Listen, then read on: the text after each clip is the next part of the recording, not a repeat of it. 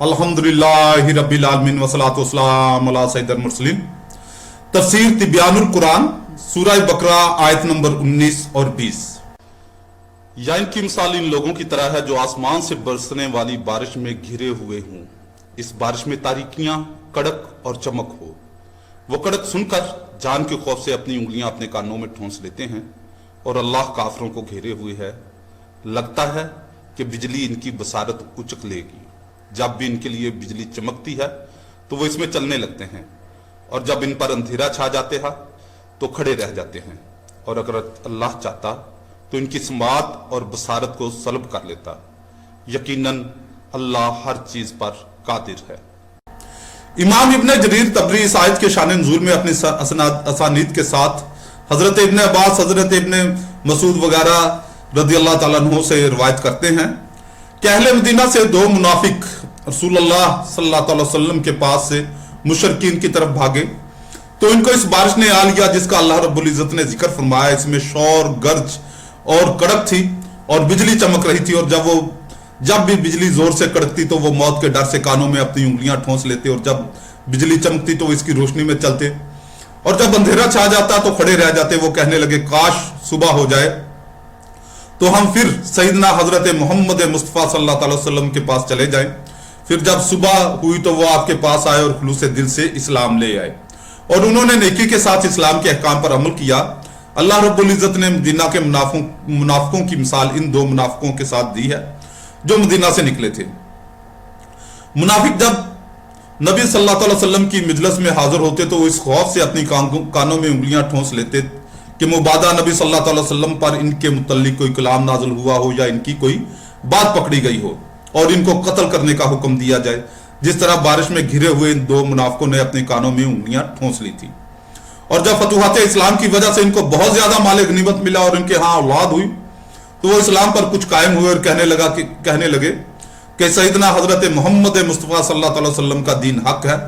जिस तरह वो दो मुनाफिक बिजली की रोशनी में चल पड़ते थे और जब किसी मुसीबत की वजह से इनका माल और औलाद हलाक हो जाते फिर को कुफर की तरफ लौट जाते और कहते ये दीन सईदना हजरत मोहम्मद सल्लल्लाहु अलैहि वसल्लम की वजह से है।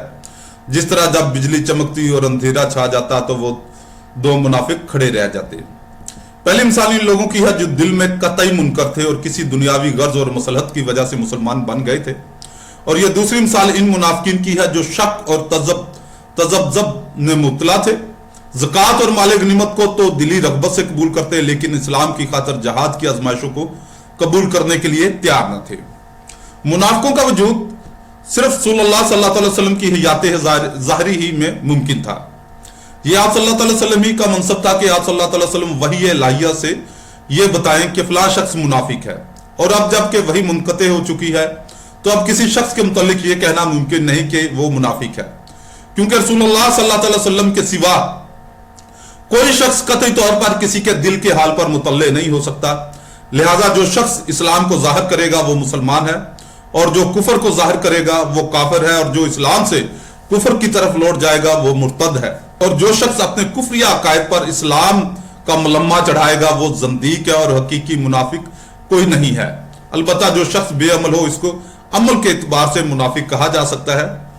और फी ज़माना सूरत हाल कुछ इस किस्म की है कि कुछ गैर मुस्लिम, उनमें हिंदू भी हैं, ईसाई भी हैं, ये लोग कुछ दुनियावी मुफादात के लिए इस्लाम का लिबादा ओढ़ लेते हैं और मुसलमानों से फ़वाइद हासिल करते हैं, मगर पिछली तरफ उनका पिछले अपने ख़ानदान से भी पूरी तरह राब्ता होता है और अपने बच्चों को बपतिस्मा भी दिलवा रहे होते हैं और जितने भी मसीहत के मामलात होते हैं। क्योंकि मैं मसीहत से निकला हूँ तो मैं ऐसे लोगों को, बहुत से लोगों को जानता हूँ। मसला यह है कि हमारे मुल्क में इस्लामी जमहूरिया पाकिस्तान में उन्होंने शोर शराबा तो किया होता है जी, इस्लामी कवानीन, इस्लामी जमहूरिया पाकिस्तान है, इस्लामी जमहूरिया पाकिस्तान है, मगर बहुत अहम कवानीन, इस्लाम के बहुत अहम कवानीन, ताज़ीरात वो यहां पर साथ हैं। इस्लाम में मुर्तद की सजा, मुसलमानों में मुर्तद की सजा जो है वो मौत है, मगर पाकिस्तान में ऐसा कोई कानून नहीं और इसका फायदा गैर मुस्लिम उठाते हैं। और सिर्फ यही नहीं कि सिर्फ मुसलमान हुए और फायदा उठाया, बल्कि ये ऐसे बदतरीन लोग होते हैं कि मुसलमान होकर फवायद भी उठाते हैं और मुसलमानों को नुकसान भी पहुंचाते हैं हर लिहाज से। सूरह बकरा आयत नंबर 20 में अल्लाह रब्बुल इज्जत का इरशाद है, जुज है यकीनन अल्लाह ताला हर शय पर कादिर है। शय के मानी में मुअत्तज़िला और अहले सुन्नत का इख्तिलाफ है। मुअत्तज़िला के नजदीक शय का मानी है जिसका मौजूद होना सही हो।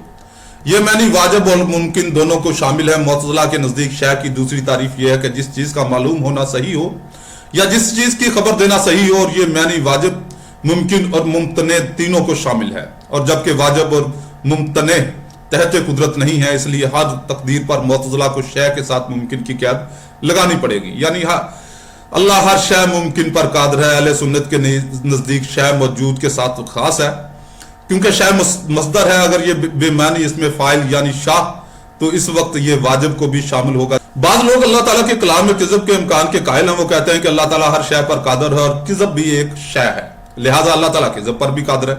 इसका जवाब यह है कि हम शय का मानी मौजूद है, खा हाल में या इस्तकबाल में। अगर तुम इस आयत से अल्लाह ताला के किज़ब पर इस्तदलाल करते हो तो सिर्फ किज़ब का इम्कान लाजम नहीं आएगा, बल्कि यह लाजम आएगा कि अल्लाह ताला हाल या इस्तकबाल में बिलफेल काज़ब हो, माअज़ल्लाह, इसका भी कोई कायल नहीं।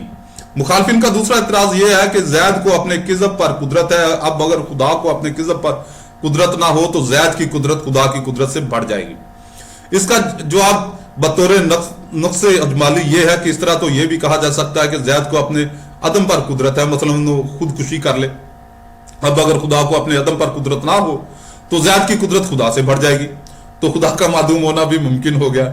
और जिसका अदम मुमकिन हो वो मुमकिन, जिसका अदम मुमकिन हो वो मुमकिन होता है, वाजिब नहीं होता।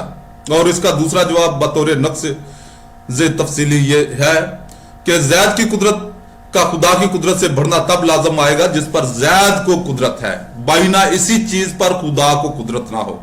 और यहां इस तरह लाजम नहीं आता क्योंकि ज़ैद को इस पर कुदरत है कि ज़ैद झूठ बोले, और इस पर खुदा को भी कुदरत है कि ज़ैद से झूठा कलाम सादर कराए।